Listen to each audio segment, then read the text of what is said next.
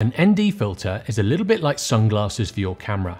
It reduces the amount of light that is let through the lens, therefore you can lengthen your shutter speeds. If you like getting wispy clouds, dreamy waterscapes, or smooth waterfalls, this is the filter to use. It can also be used to get rid of people and cars if you extend the exposure long enough. And the 10-stop ND filter is strong enough so you can get some really long exposures even in the middle of the day. A good neutral density filter won't give you any kind of color casts, and it'll be even throughout the frame. A 10-stop ND filter can also be called an ND1000 or an ND 3.0. The ND1000 is just the name that it's been given.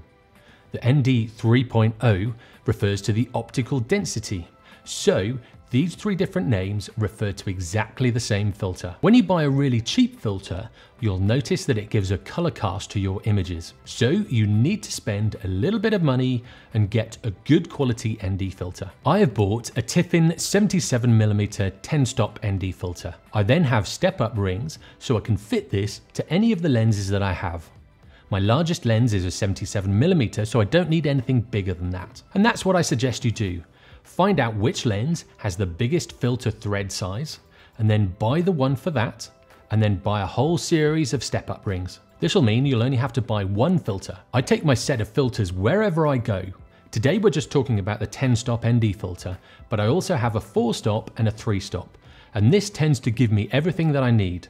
As well as the ND filters, I do have graduated filters, but this is a subject for another video. To keep them safe, I store them in one of these pouches. This lessens the chance of them getting scratched or getting dirty. A 10-stop ND filter is a really dark filter. As the name suggests, it drops it by 10 stops of light. So this means if you're taking a shot at 1/1000th of a second normally, when you put the filter on, you'll be able to drop your shutter speed to 1 second. Obviously, with this large drop in exposure, you'll need to be shooting with a tripod. And for really long exposures, you'll need a remote shutter release. If it's windy, it's good to anchor down the tripod with your bag or a bag of stones, and make sure your camera strap is tied up, or if you can, take it off the camera. You'll also need an ND conversion table. This basically gives you your current shutter speed without the filter, and then also it'll give you the shutter speeds for lots of different filters. It's worth having this saved on your phone or having one of them printed out in your camera bag. All you need to do is search for an ND conversion chart on Google or any other search engine. Once you've found a composition you like, put your camera on a tripod. Frame up the shot. Switch to manual mode and change your settings so you get a good base exposure without the filter attached. If you're unsure about shooting in manual mode, all you need to do is take a photograph in the automatic mode or one of the semi-automatic modes. Then just remember the settings and then put those settings in once you've switched it to manual mode. Then you'll get exactly the same exposure. If you want to learn more about Aperture Priority mode, click on the eye in the corner or the link in the description. You need to be in manual mode so the camera doesn't start guessing what the exposure might be once you attach the filter. Today I started with a shutter speed of 1/250th of a second, an aperture of f9 and the ISO at 80, with a 25mm lens on a Sony A7 III. It is in the afternoon and the sun is still bright, but I just want to show you how I can shoot long exposures in the daytime with this filter. Next, set your focus and then switch to manual focus.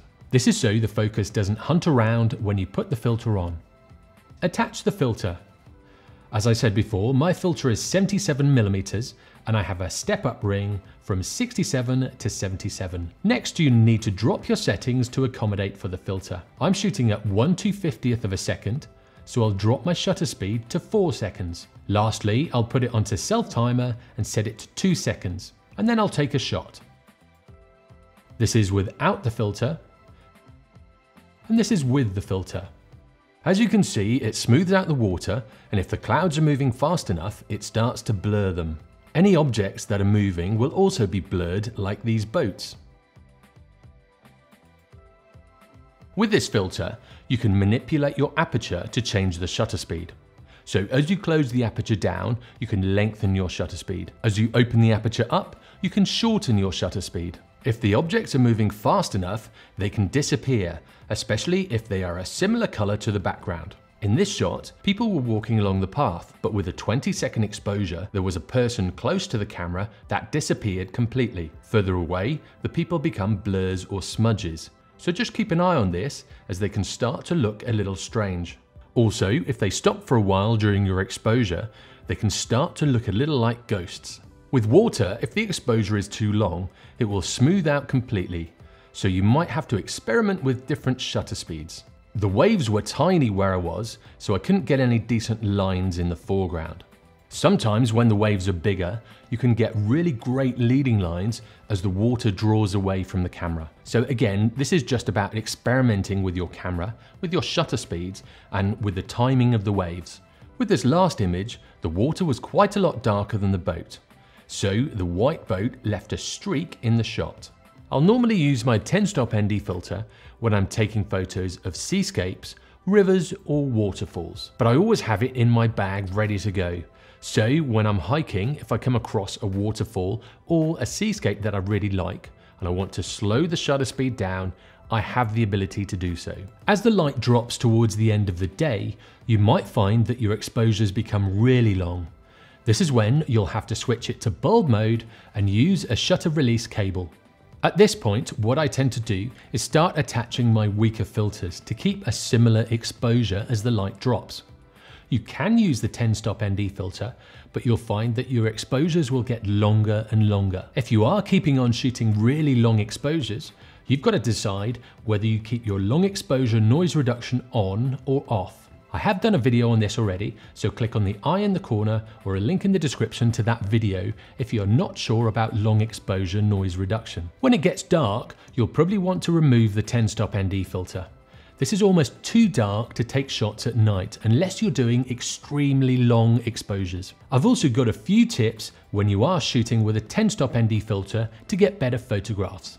You should make sure your filters are clean. I clean them and the front element before attaching the filter every single time. Keep them safe in one of these pouches so they don't get scratched or they don't get dirty. Always have an ND chart saved in your phone so you can work out quickly what the exposure will be. Otherwise, you'll have to count in clicks to get the right settings. I've set my camera to 1/3 increment stops. So therefore, when I'm reducing the shutter speed, I know that if I click that dial 3 times, I'll get a reduction of 1 stop of light. So when I click it 30 times, that'll reduce the light by 10 stops. It does take ages to do it this way though, so that's why it's good to have an ND chart with you. If you're shooting with a DSLR and you have an image stabilized lens, turn the image stabilization off. This is because the stabilization system in the lens tends to expect movement, but because there isn't any, it'll sometimes jitter around, giving you a softer image. If you shoot with the Sonys that have in-body image stabilization, these tend not to be affected by that. So I think the computer inside the camera realizes that it's on a tripod and stops moving the sensor about. So with a Sony, you can have Ibis on or off. For some of the other brands, I haven't shot with any of them, so you'll have to test this out for yourself. If you're not sure, just turn off image stabilization.